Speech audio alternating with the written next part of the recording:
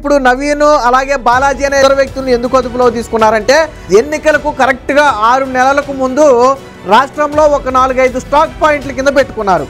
అంటే అక్కడ నుంచి వైసీపీ ఎమ్మెల్యే అభ్యర్థులకు డబ్బు పంచాలి. 2024 ఎన్నికలు జరిగే సమయానికి 6 నెలల ముందు ఈ ట్రాన్స్ఫర్ 2 తెలుగు రాష్ట్రాల మధ్య జరిగింది.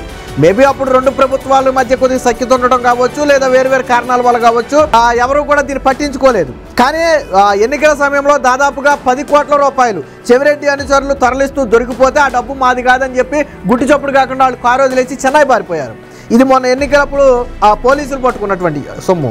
ఇలా వేల కోట్ల రూపాయలను 2024 ఎన్నికలకు ముందు పంచడం జరిగింది. దీనిలో భాగంగానే వీళ్ళిద్దరూ ఎప్పుడైతే చెవిరెడ్డి అరెస్ట్ అయ్యాడో వెంటనే ఈ నవీన్ బాలాజీ అనే ఇద్దరు వ్యక్తులు కూడా పరారయ్యారు. ఎందుకని వీళ్ళిద్దరు దొరికితే అసలు గుట్టంతా బయటపడిపోద్ది. ఇవన్నీ బయటపడతాయనే భయంతో ఏ ఒక్క ప్లేస్లోనూ స్థిరంగా ఉండకుండా ముఖ్యంగా దేవాలయాల వద్ద అయితే పట్టుకోవడానికి అవకాశం తక్కువ ఉంటుంది పోలీసులకి. ఎవరు ఊహించరు కూడా. తిరుపతి మొదలుపెట్టి అనేక దేవాలయాలు సందర్శించుకుంటూ మధ్యప్రదేశ్లోని ఇండోర్ దగ్గరికి వెళ్ళారు.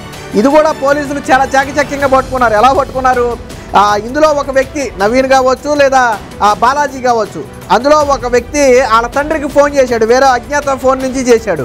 చేసి ఇలాగ మాకు డబ్బులు కావాలి, ఏటీఎంలో వేస్తే తీసుకుంటే మేము దొరికిపోతాము, కాబట్టి క్యాష్ రూపంలో మాకు కావాలంటే ఆ వ్యక్తి ఒక వ్యక్తిని పురమాయించి క్యాష్ రూపంలో వీళ్ళ దగ్గరికి పంపడం మొదలుపెట్టారు.